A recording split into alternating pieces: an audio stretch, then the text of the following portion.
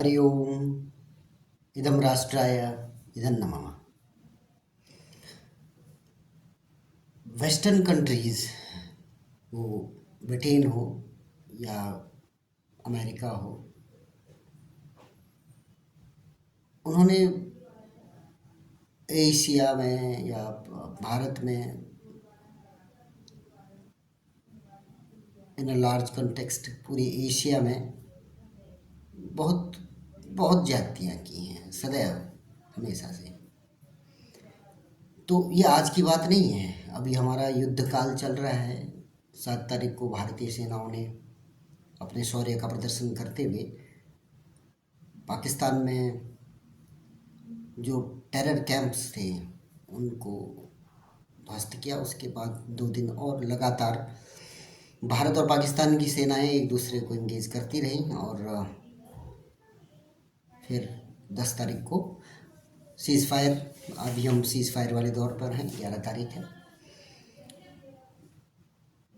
तो समझ में आता है कि ये जो वेस्टर्न कंट्रीज़ हैं इनके वेस्टेड इंटरेस्ट रहते हैं और उसके लिए ही ये काम करते हैं। उनके लिए कभी कोई मानवता, कोई मानवाधिकार, सच्चाई, ये सब those are all immaterial if it is serving their causes. So सीधा सा अर्थ ये है कि ये कोई कितनी भी बड़ी पाशविकता करें, उस पाशविकता को ये छुपाना जानते हैं। और ये आज से नहीं, बहुत पहले से है। भारतवर्ष 200 साल तक अंग्रेजों का गुलाम रहा। अंग्रेज जो कपट नीति से कार्य करते थे, उसका परिणाम ये रहा कि भारत, हालांकि बहुत उससे पहले भी बहुत लंबे समय से पराधीनता की ओर था, पराधीन था, परंतु उस पराधीनता के दौर में भी भारत अपने आप में समृद्ध था, क्योंकि भारत की जो आर्थिक शक्ति थी वह गांव आधारित थी। हर गांव अपने आप में सक्षम, समर्थ और सफिशिएंट था। परंतु अंग्रेजों ने उसको ध्वस्त करके केवल 150 साल का उनका जो दौर रहा है, जिसमें वो अच्छे से भारतवर्ष में रहे या राज किया, उस 150 साल में उन्होंने पूरे भारत की अर्थव्यवस्था को पूर्णतया पंगु कर दिया और उसको जिस तरीके से वो चाहते थे वैसे उन्होंने झकझोर दिया। आज हम इन सब की बात इसलिए भी कर रहे हैं क्योंकि आज जो लेख पाठन हम करने जा रहे हैं वह है भारतीय स्वतंत्रता संग्राम के समय घटी एक बहुत बीभत्स घटना, जिसे अंग्रेज सरकार ने, उनके बड़े बड़े अधिकारियों ने उस घटना को घटित किया। वो थी जलियांवाला बाग कांड। तो उसमें एक वो जलियांवाला बाग कांड बहुत ज़्यादा सुर्खियों में आ पाया। उसका एक प्रमुख कारण उस समय जो भारतीय अंग्रेजों के लिए काम कर रहे थे, परंतु फिर भी दिल है हिंदुस्तानी, तो उनकी उनकी विशेष भूमिका उसमें रही है। उसको रेखांकित करते हुए ये लेख लिखा गया है। साथ ही इस विषय पर एक सिनेमा भी बनी हुई है और संभवतः वो अभी देश के सिनेमाघरों में उपलब्ध भी हो गई है। तो आज हम लेख पाठन अभियान में उस लेख का पाठ करेंगे, क्योंकि ये अभी फिल्म आई है तो इसलिए भी ये प्रासंगिकता के साथ छापा गया लेख है। लेख पाठन से पहले आपसे अनुरोध है कि प्रतीक संदेश लेख पाठन अभियान के इस कार्य को आप अपना समर्थन दीजिए, पोस्ट को लाइक कीजिए, चैनल को सब्सक्राइब कीजिए और यदि अच्छा लगता है तो हमारे इन पोस्ट्स को साझा भी कीजिए, शेयर कीजिए। आज का लेख है जलियांवाला बाग की सच्चाई लाने वाले सी शंकरन नायर। जलियांवाला बाग में 13 अप्रैल 1919 को जो नरसंहार हुआ वो इतिहास का ऐसा पन्ना है जिसकी कहानी भारत कभी नहीं भूल सकता। मगर इससे जुड़ी जो एक कहानी इतिहास के पन्नों में खो गई वो सी शंकरन नायर से जुड़ी है। पालघाट जिले में चित्तूर शंकरन नायर का जन्म 11 जुलाई 1857 को हुआ। उनके पिता तहसीलदार थे तो उन्हें भी अच्छी शिक्षा मिली। चित्तूर ने मद्रास उच्च न्यायालय में बतौर अधिवक्ता शुरुआत की और महाअधिवक्ता होते हुए वो न्यायाधीश भी रहे। 1904 में उन्हें कैंपेनियन ऑफ इंडियन एम्पायर नियुक्त किया और वाइसराय की काउंसिल में जगह दी गई। काउंसिल के 5 सदस्यों में वो अकेले भारतीय थे। ऊंचे सरकारी पदों में रहते हुए भी चित्तूर ने लगातार भारतीयों के हित की आवाज़ उठाई और सरकार का विरोध किया। 1897 में वो कांग्रेस के अध्यक्ष भी रहे। उधर काउंसिल में वो ब्रिटिश राज के फैसलों पर विरोधाभासी विचार रखने से नहीं चूकते थे। 1919 में जब जलियांवाला बाग कांड हुआ तो मौके पर सेना का कमांडर ब्रिगेडियर डायर व पंजाब का लेफ्टिनेंट गवर्नर माइकल ओडवायर था। ब्रिगेडियर और लेफ्टिनेंट गवर्नर ने जलियांवाला बाग में हुई घटना की खबर लोगों तक पहुंचने से रोकने के लिए पंजाब में मार्शल लॉ लगा दिया और प्रेस सेंसरशिप शुरू कर दी। इस बीच एक ब्रिटिश पत्रकार बेंजामिन हॉर्नमैन ने एक साहसिक रिपोर्ट में जलियांवाला बाग का सच उजागर कर दिया। चित्तूर को जब इस घटना का पता चला तो वो इस्तीफा देना चाहते थे, मगर मोतीलाल नेहरू और कई नेताओं ने उन्हें रोका और कहा कि वो ब्रिटिश सरकार में रहकर इस घटना का सही कदम उठाने पर दबाव बनाएं। लेकिन भारत में ब्रिटिश वाइसरॉय लॉर्ड चेम्सफोर्ड ने इतना भी नहीं माना कि जलियांवाला बाग में कुछ गलत हुआ है। आखिरकार जुलाई 1919 में चित्तूर ने इस्तीफा दे दिया। वाइसरॉय काउंसिल के एकमात्र भारतीय सदस्य के इस्तीफे से दुनिया भर में खबरें बनने लगी। दबाव में ब्रिटिश सरकार ने इस हत्याकांड की जांच के लिए हंटर आयोग बनाया। दुनिया भर की प्रेस में ये भी खबर थी, मगर चित्तूर को अभी आगे भी बड़ी भूमिका निभानी थी। उन्होंने वापस मद्रास लौटकर एक किताब लिखी, गांधी एंड एनआरकी। इसमें एक तरफ तो उन्होंने महात्मा गांधी के असहयोग आंदोलन की आलोचना की और उनके तरीकों को असंवैधानिक बताया। दूसरी तरफ अपनी किताब में उन्होंने लेफ्टिनेंट गवर्नर ओडवायर की भी कड़ी आलोचना की। ओडवायर ने दावा किया कि चित्तूर की किताब ने उनकी छवि खराब की है और उन पर मानहानि का मुकदमा ठोक दिया। हालांकि तब तक हंटर आयोग की रिपोर्ट आ चुकी थी और ओडवायर का सच भी सामने था। उसका केस सीधा लंदन की किंग्स पीठ में पहुंचा। इस केस की सुनवाई 5 हफ्ते चली, जो किंग्स पीठ में चली सबसे लंबी सुनवाई बनी। इसी सुनवाई में से जलियांवाला बाग का पूरा सच दुनिया के सामने आया। हालांकि केस अंततः ओडवायर ही जीता।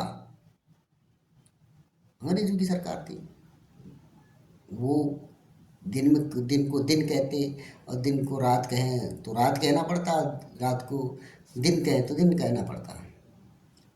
तो जीता ओडवायर, जिसने जलियांवाला बाग कांड में महत्वपूर्ण भूमिका निभाई थी।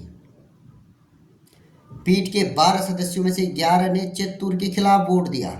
चित्तूर को विकल्प दिया गया कि वह या तो माफ़ी मांग ले या फिर 7500 पाउंड का दंड बने, जो उस समय एक बहुत बड़ी राशि थी, लेकिन चित्तूर ने माफ़ी मांगने की बजाय एक जुर्माना भरना उचित समझा। वो केस हार गए थे, लेकिन उनका उद्देश्य पूरा हुआ और पूरी दुनिया जलियांवाला बाग का सच जानकर स्तब्ध थी। ब्रिटिश सरकार को पंजाब में मार्शल लॉ और प्रेस पर लगी बंदिशें हटानी पड़ी। 1934 में चित्तूर का निधन हो गया, लेकिन ओडवायर के लिए भारत और भारतीय क्रांतिकारियों का गुस्सा शांत नहीं हुआ। 1940 में सरदार उधम सिंह ने लंदन जाकर इसी माइकल ओडवायर को गोली मारी थी। तो ये जो पश्चिमी जगत का स्वांग है मानवतावादी, ये वास्तव में ये तब भी वैसे ही थे, अभी भी वैसे ही है।